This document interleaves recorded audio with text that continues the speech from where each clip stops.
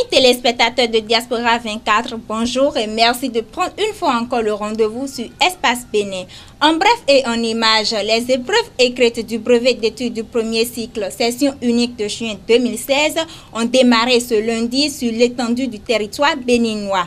210 candidats planchent pour cet examen qui prend fin le mercredi prochain. Comme il est de coutume chaque année en saison pluvieuse au Bénin, l'inondation continue de faire son massacre. À Gontikon, un quartier de Cotonou n'est pas épargné de cette situation. Reportage. La fin du calvaire des Béninois semble ne pas être pour de sitôt. L'inondation dit une fois encore sa loi sur le pavé d'Agontikon à Cotonou, rendant ainsi l'accès difficile aux usagers. Quelques-uns se confient à nous. C'est une situation dramatique et c'est dommage que nous soyons dans un pays comme celui-là, où le maire ne peut pas réagir, c'est dangereux. Mais comment voulez-vous que les enfants vivent dans cette situation encore en période d'examen? On vient de terminer le CEPE. Le lundi prochain, ça va être le BPC. Et comment voulez-vous qu'on vive des situations comme ça? Oh, ici là, c'est plus un pavé, hein, c'est un palo. Je ne comprends pas. Je ne sais pas, vous m'excusez le thème. Sinon, aidez-nous à circuler librement à Cotonou pour rouler nos affaires, pour que les choses passent bien. Regardez ça, c'est trop. Depuis là-bas, il n'y a que de l'eau. Pour Sieur Ulrich Bello, cette situation les embarrasse et freine le fonctionnement de leur activité génératrice de revenus. Cotonou est inondé. Il y a à peine un mois que la saison pluvieuse a commencé, mais vraiment, il y a une pluie. Aujourd'hui, là, vraiment, on ne pouvait même pas sortir. Oui, vraiment, ça nous bloque parce que, à cause de l'eau, on ne peut pas sortir, on ne peut pas venir travailler. Vraiment, ça nous crée beaucoup d'ennuis. Il lance à cet effet un coup de cœur aux autorités à divers niveaux et espère que leurs appels ne tomberont pas dans les oreilles de sourds. J'appelle le président Talon qui se réveille et qui commence par travailler sérieusement. Parce que d'abord la mairie, mais le gouvernement après. Nous implorons le gouvernement de Patrice Talon avec le maire, M. Diadi Soglo, de bien vouloir faire diligence pour que les ponts soient curés, les fosses soient curées. Selon la population, ce problème d'inondation persiste à chaque saison pluvieuse et il faille trouver une solution durable. Au grand mot, les grands remèdes, dit-on. Parlant toujours de l'inondation, l'état dégradant de la voie d'accès à l'arrondissement de Révier dans la commune d'Abomey-Calavi exaspère toute la population. Suivez leurs cris de détresse et d'appel au secours dans cet élément témoin que nous propose Bérénice Guincy. À chaque saison pluvieuse de chaque année, les habitants de Révier subissent le matis avec l'état de la seule voie d'entrée dans cette localité. Pour ces habitants, c'est un supplice auquel ils sont habitués, mais ne manqueront jamais de s'en plaindre. Vraiment, c'est difficilement qu'on est ici. On n'arrive même pas à vendre. Les gens tombent en panne dedans, les véhicules tombent en panne. Et quand on ouvre notre boutique là, on n'arrive pas à vendre. À Lyon, nous continuons de vivre de tout. Mais dès là, il y a tout.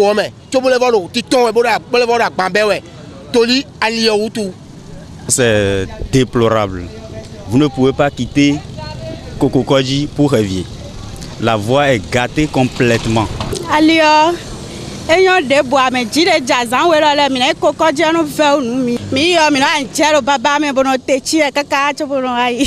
Avec une telle situation et à bout de souffle, les paisibles habitants de Révier n'ont qu'une requête commune à l'endroit des autorités de ce pays. Notre appel, c'est pour appeler les autorités de venir en aide et de réparer la voie pour nous. Merci si maintenant Patrice Talon est là et on est là pour monsieur de Didier quand il voulait gouverner bon et on a pour monsieur Doufi on a un migrant qui banne ko banne ma go et ne créant les principaux de bio Révier mais on était pour voir un migrant de ici pour. To gars maintenant si j'ai Patrice Talon ndo gbewan ise de ni kenkan bo apon mi ro Révier 2026 me Révier tan si jahato Patrice Talon no si wa apon mi ro Révier mi ro verser tan verser yo agbali oda ndo na blodo nu mi so mo mere akaka jedin. Le chef d'arrondissement de Révier, ayant connaissance de l'état de la voie de sa localité et comprenant avec amertume les peines de ses administrés, les invite au calme et à la patience. Ça nous donne de la peine, on n'arrive même pas à dormir.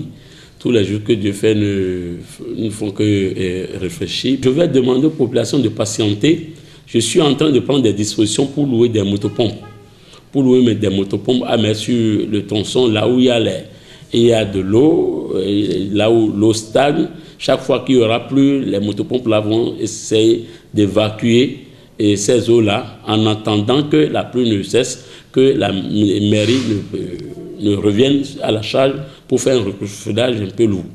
Et je voudrais profiter de votre antenne pour dire quand même au président Talon que la situation est préoccupante par rapport à cette traversée de Révier. La situation est assez préoccupante dans la mesure où sans cette voie, on ne peut plus sortir de Révier, on ne peut plus rentrer dans Révier. Et tout le monde aujourd'hui a envie d'habiter Révier. Vous voyez, c'est une petite agglomération. Vous savez, avec le poids démographique de la commune d'Abomey-Calavi, c'est le 4e arrondissement aujourd'hui. Vous voyez. Donc, la situation est assez préoccupante que je porte la voix de toutes les populations de Révier pour lui demander de nous voler au secours. Avec plus de 70 000 habitants, l'arrondissement de Révier est un des cités doctoires de la commune d'Abomey-Calavi et mériterait bien d'avoir des infrastructures routières adéquates. Toujours dans l'arrondissement de Révier, l'entreprise Ebomaf était chargée de la construction de cette voie, mais juste quelques jours après le début des travaux préparatoires, Ebomaf a plié bagage et a quitté les lieux. Le chef d'arrondissement de Révier nous donne ici les détails sur ce sujet. Il est au micro de Bérénice Quincy. Juste au lendemain des élections présidentielles, le nouveau chef de l'État, Baptiste Talon, a prêté serment le 6 avril.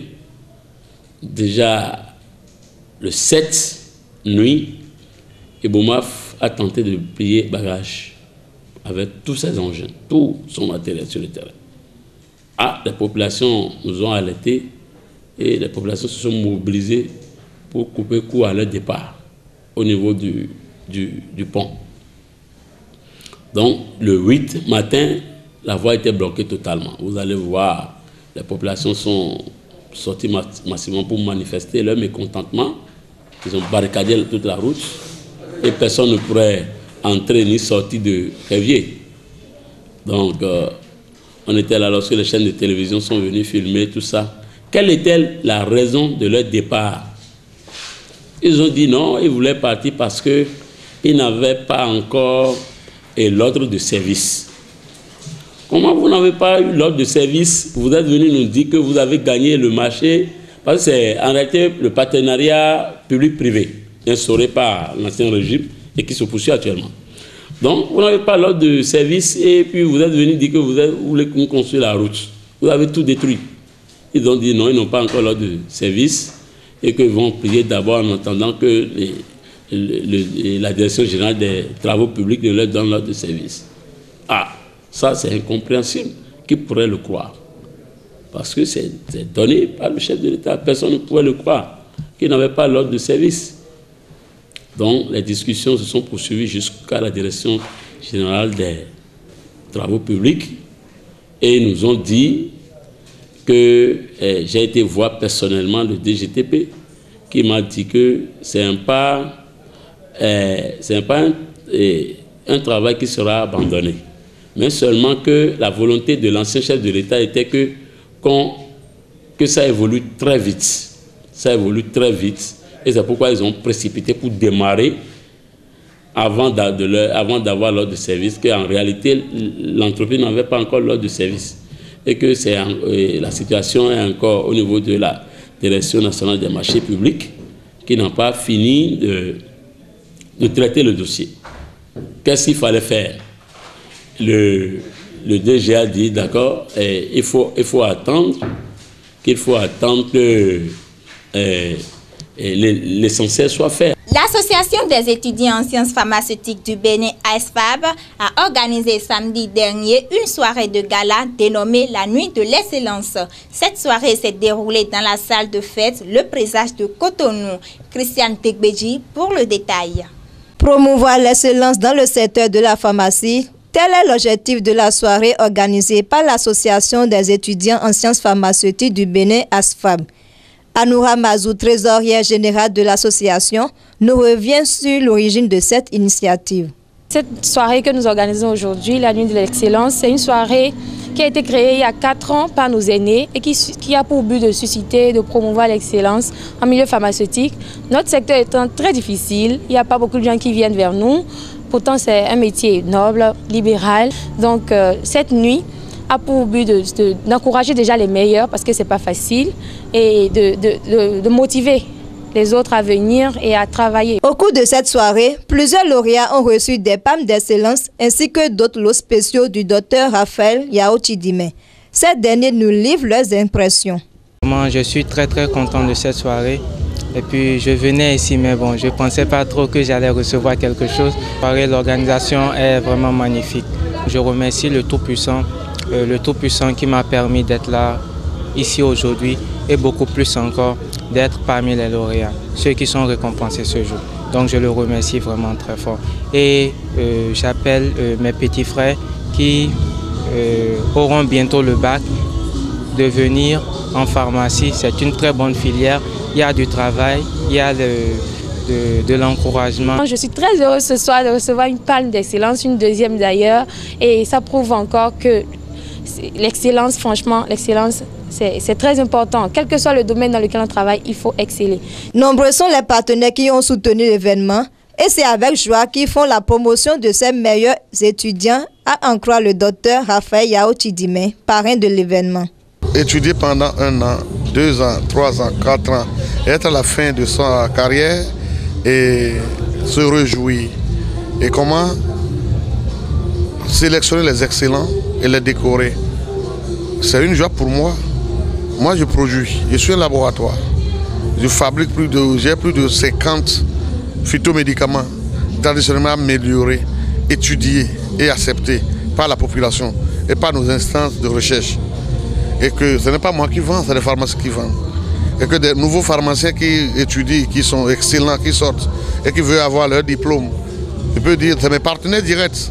C'est ceux qui vont vendre mes médicaments à moi. Donc je suis fier d'être avec eux. Ceux qui disent non personne pour étudier, ils sont en train de mentir. Moi, Raphaël Yao Chidimé, mes parents sont tellement excessivement pauvres. Mais j'ai pu étudier et j'ai tout ce que j'ai et je fais tout ce que vous connaissez. Et ça fait qu'aujourd'hui, je n'attends personne avant de chercher, avant de trouver. Donc mes frères qui disent non personne pour évoluer, ils ont leurs petits doigts. Ils peuvent travailler. En dehors de la remise de l'eau aux meilleurs, diverses prestations artistiques ont aussi enrichi cette soirée. Si seul le travail libère l'homme, l'excellence en dit encore plus. Passeport à présent. Les membres actifs affiliés à la Fédération béninoise de football ont tenu un sit-in le mercredi 8 juin dernier dans l'enceinte du ministère des Sports. Ce rassemblement vise à dire non à l'Assemblée générale élective convoquée par le comité de normalisation. Plus de détails avec Bérénice Guincy. Initialement prévu pour être une marche, c'est finalement un sit-in qui a eu lieu. Un grand mouvement qui a rassemblé les responsables des clubs, arbitres, entraîneurs et amoureux du cuiron sur la cour du ministère des Sports.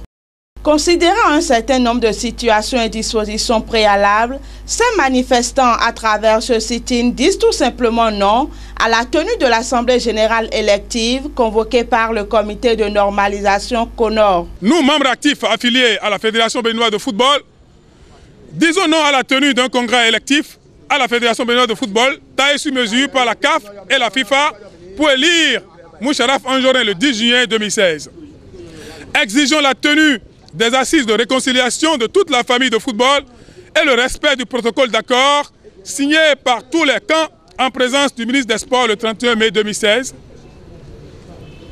Exigeons le respect des statuts et du code électoral de la Fédération béninoise de football dans le cadre du processus électoral en cours. En tout état de cause, les membres affiliés à la FBF souhaitent que le ministre des Sports aille jusqu'au bout de sa médiation en bonne et intelligence avec la FIFA, afin de sortir la FBF de la crise qui secoue depuis plus d'une décennie. Invite la nouvelle secrétaire générale de la FIFA à réexaminer le dossier Bénin et à rendre compte du conseil de la FIFA. En absence du ministre des Sports Oswald Omeki, c'est le secrétaire général du ministère accompagné d'autres responsables qui a écouté et reçu la motion des manifestants. Ce dernier a promis faire un compte-rendu fidèle à qui de droit. Nous allons rendre compte fidèlement de cette motion à l'autorité et je vous souhaite de repartir en paix parce que notre pays est un pays de paix et nous allons œuvrer pour la paix. Le ministre rencontre encore cet après-midi les protagonistes.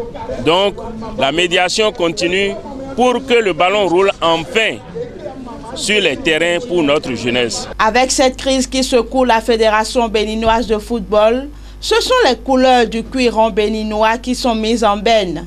Assemblée générale élective ou non, tout le peuple croise les doigts et espère un avenir meilleur proche pour son football. Malgré la tenue de ce sit-in, le congrès électif a quand même eu lieu et a consacré Anjorin Moucharaf, nouveau président de la Fédération béninoise de football. Il revient ainsi donc à la tête de cette institution suite au congrès électif qui s'est tenu le vendredi 10 juin 2016 au Palais des Congrès. Retrouvons Bérénice Guincy pour le point. Malgré l'ordonnance du juge du tribunal de première instance de Porto-Novo qui annule la tenue du congrès électif, ce dernier a quand même eu lieu. Ainsi donc, le comité de normalisation en présence des représentants de la CAF et de la FIFA a tenu ce congrès qui a consacré Anjorin Moucharaf, nouveau président de la Fédération béninoise de football. À la fin de cette élection, certains participants ne cachent pas leur joie. On a terminé l'élection et ça s'est bien passé. Et on a terminé à peine 3 minutes et les huissiers sont venus. Bon, on a commencé par... et ils ne sont pas joués. Le congrès a eu lieu, les délégués étaient majoritairement présents.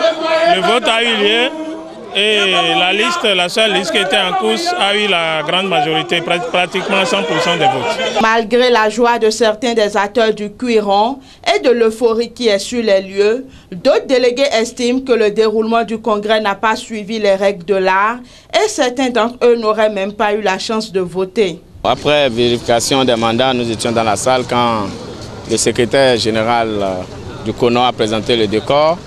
Ensuite, le président du CONOR. Nous étions là quand 2 personnes ont fait éruption dans la salle sous des huissiers qui ont notifié quelque chose au président. Après ça, ils sont sortis. Le président du CONOR a décidé de continuer les élections. Ils ont vérifié les mandats des délégués. On a commencé par voter. Ils ont appelé les clubs. Mais à ma grande surprise, c'est que le vote ne s'est pas terminé puisque moi, étant délégué, je n'ai pas pu voter. On n'a même pas fait le dépouillement, on dit la liste est élue. Voilà mon bulletin. Très content et satisfait du nouveau mandat de 4 ans que lui accorde cette élection, Anjorin Moucharaf prend l'engagement de mettre un accent particulier sur la réunification des acteurs du football béninois. Loin de voir ce qui a précédé cette élection, je suis très fier d'être béninois. Et parce que pour des gens qui sont habitués aux élections du football, que ce soit en Côte d'Ivoire, que ce soit au Gabon, que ce soit au Nigeria, que ce soit en France, même au Japon, il y a souvent des passions avant les élections. Mais une fois les élections terminées, la passion tombe. Je peux vous dire aujourd'hui qu'aujourd'hui, Anjorin 1, c'est du passé. Aujourd'hui, c'est Anjorin 2. Et je vous rassure que vous serez très fiers d'avoir eu un président et que nous allons inviter tous nos collègues, les gens qui sont mécontents, leur signal, ce qu'ils ont dit, tout a été compris. On va s'asseoir autour d'un forum. Nous allons élaborer la nouvelle règle de jeu, évaluer, revoir les statuts si possible, pour que tous, chacun se sente concerné par cette affaire, pour que nous puissions lancer un nouveau départ. Avec cet acte, le Bénin pourra désormais jouer son match contre la Guinée équatoriale. Match comptant pour les éliminatoires de la CAN Gabon 2017. Quelle serait la suite étant donné la tension et la crise qu'il y avait avant cette élection? Nous ne pouvons que dire wait and see. Mais pour l'heure, Anjorin Moucharaf devient une fois de plus l'homme le plus fort de la Fédération béninoise de football.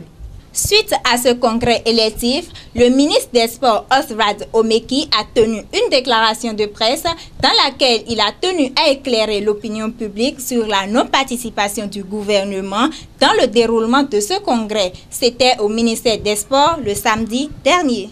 Dans une lettre nous invitant à prononcer un discours d'ouverture des travaux, nous avons été informés de la décision du comité de normalisation de tenir l'Assemblée générale élective pour le vendredi 10 juin 2016 au Palais des Congrès de Cotonou.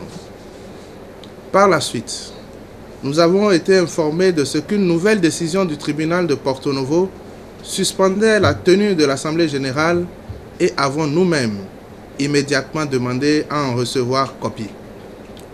Prenant acte de la décision, nous avons décidé de ne pas participer en personne aux travaux de l'Assemblée générale élective et n'avons délégué aucun représentant du ministère des Sports pour y participer.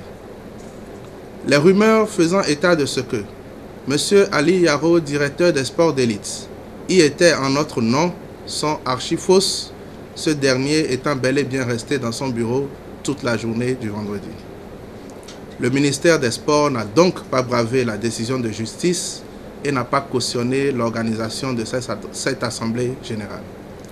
Quant à la présence des forces de sécurité sur les lieux, présence qui est interprétée comme une complicité du gouvernement, elle ne saurait l'être, car ces dernières ont été sollicitées depuis plusieurs jours, comme le font tous nos citoyens, par les organisateurs pour la sécurisation de leurs manifestations. Il est important de préciser qu'en la matière, il ne revient pas au gouvernement de notifier une décision de justice à des membres d'une association autonome, mais d'en garantir l'exécution à la demande des bénéficiaires. Dans le cas d'espèce, et comme mentionné dans l'ordonnance du juge, il revient au requérant de recourir à la force publique pour faire respecter la mesure de suspension et non au gouvernement de se substituer au requérant. Pour l'instant, nous notons que la FIFA, prenant acte de la tenue de l'Assemblée générale élective, a levé la suspension du Bénin, permettant ainsi à l'équipe nationale senior de disputer son match qualificatif du dimanche 12 juin 2016 face à la Guinée équatoriale. Cette rencontre, relevant du volet sportif et entrant dans l'intérêt de tout le peuple béninois, contrairement à la crise qui relève du volet politique et n'oppose que quelques personnes, il nous paraît logique de séparer le match de la crise et d'en appeler à une union sacrée de tous, y compris des protagonistes, autour de notre équipe nationale en vue d'une victoire dimanche prochain. En bref et en images, les écureuils du Bénin ont finalement affronté les Nzalangues de la Guinée équatoriale au stade de l'amitié Mathieu Kérékou de Cotonou. Ce match s'est terminé sur un score de 2-1 en faveur du Bénin. Ce match compte pour les éliminatoires de la CAN Gabon 2017. Ce sera tout pour cette édition que je vous remercie d'avoir suivi et à la semaine prochaine.